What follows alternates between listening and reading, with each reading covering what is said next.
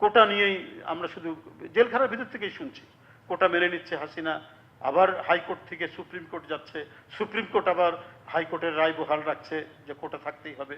এই দেখি খেলাধুলা চলছে নানাভাবেই। তো যাই হোক, আমরা তখন মনে করলাম, আমি অ্যারেস্ট হওয়ার আগে আমাদের চেয়ারম্যান জনাব তারেক রহমান বলেছিলেন যে এই আন্দোলনটা এক দফার আন্দোলনে নিতে হবে। তো তার সাথে সেই আলোচনা এগুলো চলছিল।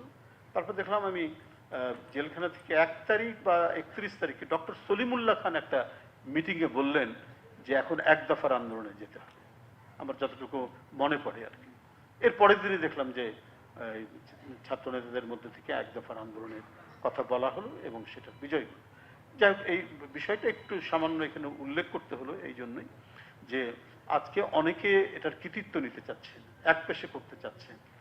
বিএনপির নাকি, আমি যেহেতু এই দলটি করি তার কোনো অবদান নেই, তো তাহলে এই যে ঘটনাগুলো আমি সংক্ষেপে জানালাম, এর মধ্যে আরো বিস্তৃত বিষয়গুলো আছে। তো তাহলে কারা এটার সাথে করলো? সাধারণ ছাত্ররা নেমে এসেছে, এটা ঠিক। ছাত্র ছাত্রী, স্কুলের ছাত্র, প্রাইমারি স্কুলের ছাত্রছাত্রী, কলেজের ছাত্রছাত্রী, ইউনিভার্সিটির ছাত্রছাত্রী, সরকারি বিশ্ববিদ্যালয়, পাবলিক ইউনিভার্সিটির ছাত্রছাত্রী, প্রাইভেট ইউনিভার্সিটির ছাত্রছাত্রী, শিক্ষকরা প্রত্যেকেই নামছে এবং ছাত্রদেরকে ধরছে, ঢাকা বিশ্বের ছাত্রকে ধরছে, ওদেরকে শাহবাগ থানায় নিয়ে যাচ্ছে। শিক্ষকরা গিয়ে তাদেরকে মানে ছাড়ানোর চেষ্টা করছে। এইসব ঘটনাগুলো আমরা জেলখানার ভিতর থেকে এগুলো সব আমরা অবলোকন করছি, আমরা দেখছি। একটা কোনো টেলিভিশনে দেখা যেত না, ঝিরিঝিরি পাওয়া যেত, কিছু কিছু চ্যানেল পাওয়া যেত, আমরা ওর মধ্যে দিয়ে দেখছি। তো আন্দোলন এই করতে করতে তুঙ্গে, কিন্তু মৃত্যু যে এত হয়েছে, এত ভয়াবহ আত্মদান এইসব মাসুম বাচ্চাদের, এটা জেল থেকে বেরোনোর পর জানলাম যে প্রায় 1400-1500 মানে ছেলে মেয়েদেরকে এইভাবে শেখ হাসিনা হত্যা করেছে। কত ভয়ঙ্কর, আগ্রাসী, রক্তপিপাসু হতে পারে একজন ফ্যাসিস্ট, আমরা তার নমুনা দেখলাম এখানে। তো সুতরাং সে শুনছি কেউ কেউ যে তার ফিরে আসার ব্যাপারে তার প্রতি একটু নরম সুরে কথা বলতে চাচ্ছে। কেন? এটা হলো আমাদের প্রশ্ন। কেন একক কৃতিত্ব নেওয়ার?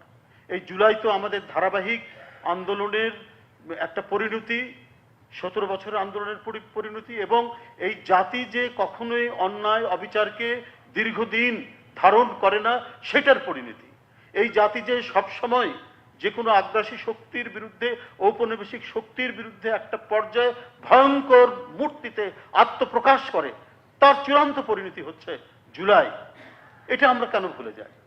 এখানে অনেক মানুষের এবং সাধারণ মানুষের আত্মদানের মধ্যে দিয়েই এই জুলাই।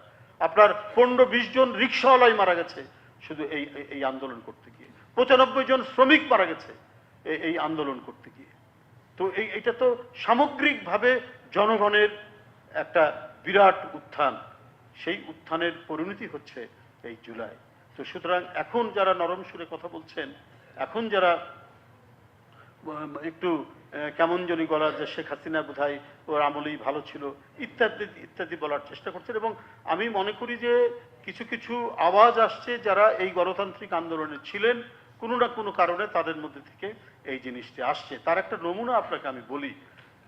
কদিন আগে জামাতের আমিরের বাসায়, সরকারি বাসায় একটা চিত্র প্রদর্শনী হয়েছে। ওখানে শেখ মুজিবের 7ই মার্চের ভাষণ আছে, ওখানে মুক্তিযুদ্ধের বিভিন্ন চিত্র আছে, জুলাইয়ের বিভিন্ন চিত্র আছে। কিন্তু মুক্তিযুদ্ধের যিনি ঘোষণা দিলেন, স্বাধীনতার যিনি ঘোষণা দিলেন, তার কোনো ছবি নাই, তার কোনো কথা নাই, তার কোনো পোস্টার নাই। এটা তো খুবই তাৎপর্যপূর্ণ, এটা ভীষণ তাৎপর্যপূর্ণ। কেন?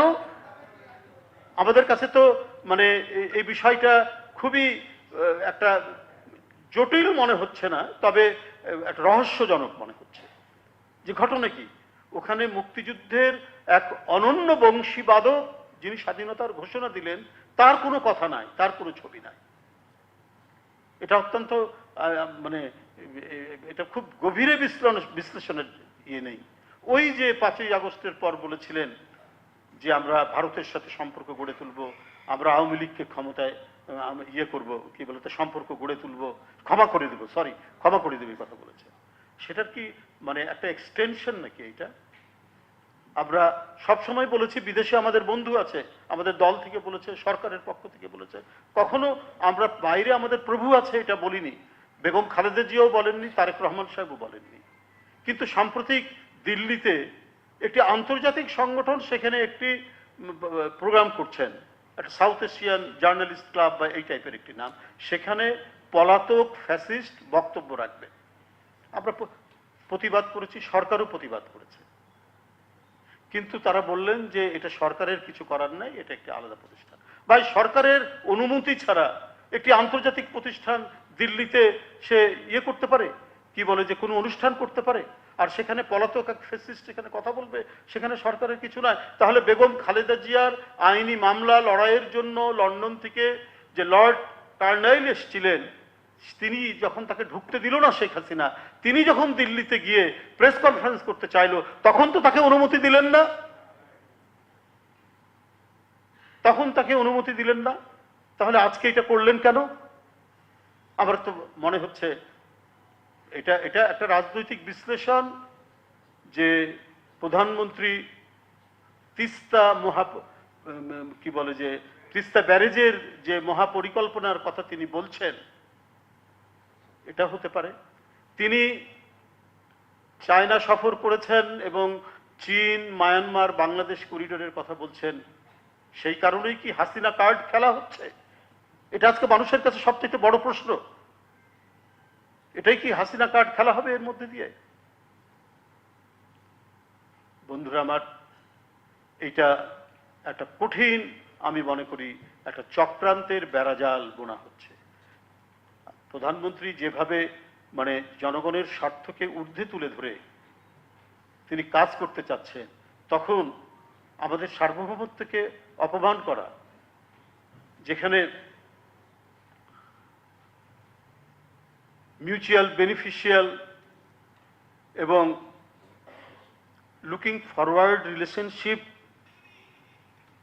কথা বলা হয়, আমরাও বলেছি, তারাও বলে, বেসড অন দি কি সভরেইন ইকুয়ালিটি এবং মিউচুয়াল রেসপেক্ট। এটা কি মিউচুয়াল রেসপেক্টের নজির? আপনি পলাতক একজন ফ্যাসিস্টকে, যে বাংলাদেশের এত শিশু, শ্রমিক, ছাত্রকে হত্যা করে পালালো, তাকে আপনি কথা বলার সুযোগ দিচ্ছেন? এটা তো মানে ইকুয়াল সভরেনিটির প্রতি, সভরেন ইকুয়ালিটির প্রতি তো এটা কোনো ধরনের সম্মান দেখানো নয়। প্রধানমন্ত্রী 4 বছরে 1,60,00,000 লোককে কার্ড দিবেন, ফ্যামিলি কার্ড দিবেন ঘোষণা করেছেন। এই কয়েকদিনে ফ্যামিলি কার্ডের যে ইতিবাচক ফলাফল পাওয়া গেছে, সেটার ফলশ্রুতি তিনি এই কথা বলেছেন। তিনি খাল খনন করছেন, তিনি কৃষক কার্ড দেওয়ার কথা বলছেন, তিনি শিক্ষা, স্বাস্থ্য, প্রতিটি ক্ষেত্রে তার যে নজর এবং দ্রুত নজর, এবং কোনো গাফলিতি হলে সেখানে ব্যবস্থা গ্রহণ করছেন। তো মানে দেশটা একটা স্মুথলি চলুক, সেটাকে গ্রাহ্য না করে একটা মানে পাতানো পরিস্থিতি তৈরি করে, সন্ত্রাসের পরিস্থিতি তৈরি করে এটাকে অস্থিতিশীল করার একটা প্রচেষ্টা কোনো না কোনোভাবে চালানো হচ্ছে। তারা ভালো মতো এই জিনিসটিকে দেখছে না। তো যাই হোক, আমি আজকে এখানে জুলাই শহীদ পরিবার এখানে রয়েছেন, আমাদেরকে এই দিনটি জুলাই আমাদেরকে বারবার স্মরণ করতে হবে। স্মরণ করলে আমরা বুঝতে পারবো যে আমাদের করণীয় কি, আমাদের মানে স্টেট স্ট্রাকচার কি ধরনের পরিবর্তন হতে হবে, আমরা গণতন্ত্রকে সুসংহত করার জন্য আর কি কি করতে পারি। দেখুন, আমি অনেক কথা হচ্ছে জুলাই চার্টারের স্পিরিট নিয়ে গণতন্ত্রের বিকাশের জন্য। আমার কথাটা হলো যে আমরা সবই মানলাম, সবই করলাম, কিন্তু এটা শুধু মানে মানে পলিটিক্যাল সায়েন্সের একটা চ্যাপ্টার হবে না, এটা হিস্ট্রির একটা ধারাবাহিকতা হবে, মানে বিষয় হবে না যতক্ষণ পর্যন্ত না এটা আপনার মানসিকতার পরিবর্তন হয়। এটা একটা ম্যাটার অফ সাইকোলজি, এটা শুধু পলিটিক্যাল সায়েন্স না। আপনি জুলাই চার্টারের উপর সংবিধান সংশোধন হতে পারে, সবকিছু হতে পারে, আরো নতুন আইন প্রণয়ন হতে পারে, কিন্তু যদি রাজনৈতিক নেতৃত্বের যদি মানে মানসিকতার পরিবর্তন না হয়, তাহলে তো এক নিমিষেই চলে যেতে পারে। শেখ হাসিনা তত্ত্বাবধায়ক সরকারের জন্য আন্দোলন করেছেন, গাড়ি পুড়িয়েছেন, পুলিশ হত্যা করেছেন, ধ্বংসযজ্ঞ চালিয়েছেন ওটা প্রতিষ্ঠার জন্য।